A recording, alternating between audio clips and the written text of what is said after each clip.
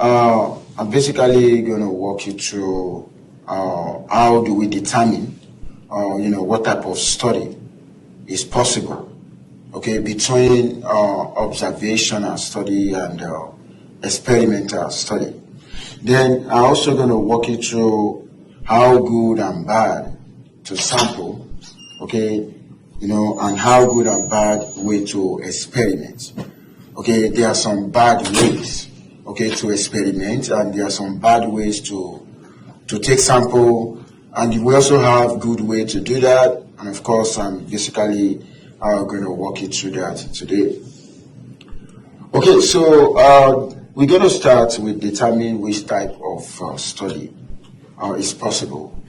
I remember the other time I actually introduced you to two types of studies, right? Where I said the observational study, we merely observe, okay? We don't randomize, we don't assign participants to groups using instruction of chance. So the participant will either intentionally or unintentionally enroll themselves. I think I gave an example of, when the government actually, initiate vaccination policy, vaccine, they want to call vaccine mandate, even though they actually said, okay, you need to be vaccinated, some, citizens decided not to take the vaccines, and some actually took the vaccine. And of course, following that, the government can actually, or any researcher can measure the whether the vaccine has really worked or not, by comparing the groups, that took the vaccine with the group that did not take the vaccine. They can actually compare maybe the chance of getting COVID. Okay, so when they are trying to do that, when they don't really maneuver or manipulate, the participant, of course, that is an observational study. Now, let me tell you this, medical experiments are often performed over a short time period. When there was a COVID outbreak, you can see the speed through which the scientists have to, put their heads together, because it is an emergency situation that needed to be addressed. Okay, and in that kind of situation, experimenting could take a long time, before one could achieve that.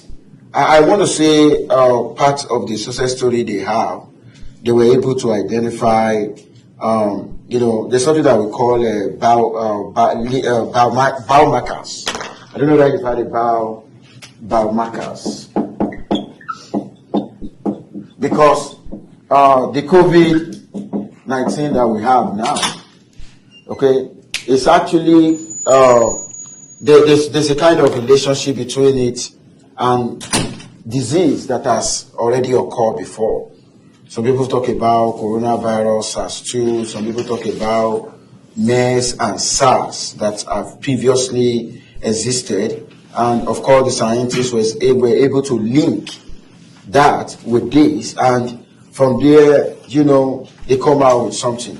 Now, let me tell you this. The vaccine company actually used experimental study. Of course, I told you the other time, where they actually collected, they put 17,511 participants in one group and 70,411 in another group. But you know what? That is too risky. Okay? It's an experiment, because the reason why we have to go for the experimental study is because it has a very strong statistical backing. But it's costly. At times it could be unethical. Okay, when you put that into consideration, we may want to go for observational study. But let me also tell you this. The observational study also has some issues. Confounding variable. Okay, confounding variable is the same thing as a locking variable. Locking. You can call it this, or you call it confounding. Confounding variable. For instance, you want to look at the effect of frequent phone use on the risk of getting cancer.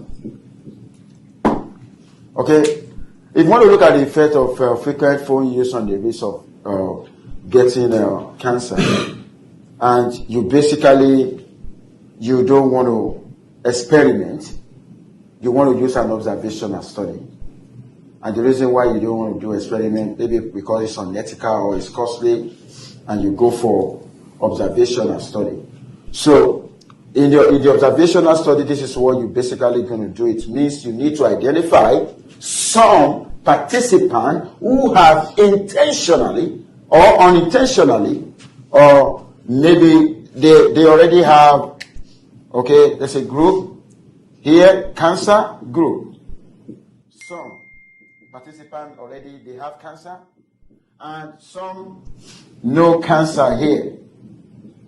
And you now draft questionnaire. You know, one of the methods of collecting data. You ask them question. Okay, about how many times do they use phone.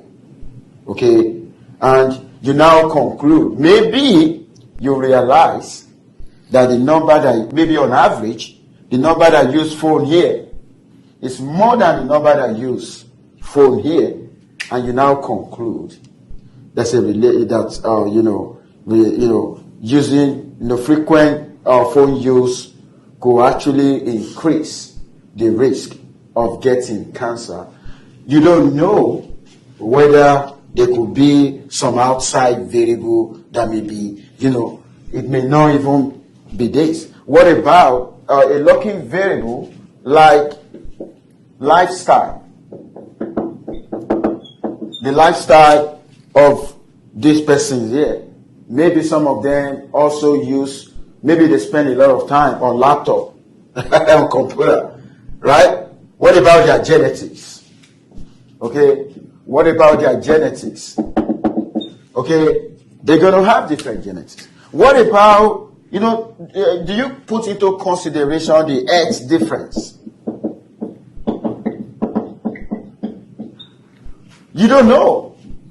These are the potential locking variables or confounding variables that will influence the association between the frequent use of phone and the risk of getting cancer. But let me tell you this. If we have used experimental way, you know what is going to happen? Because the way the participant will be assigned to groups, we're basically going to use instruction of chance.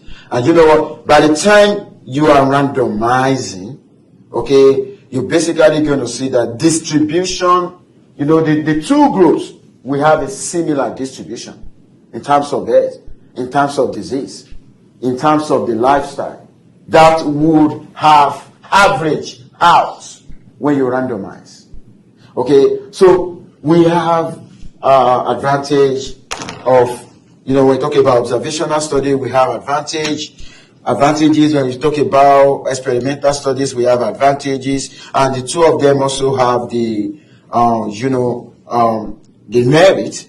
And I think to be able to choose one to use at the end of the day depend on the kind of situation that we find ourselves. In research, we don't only consider efficiency, we also consider cost. I'm going to give you more examples.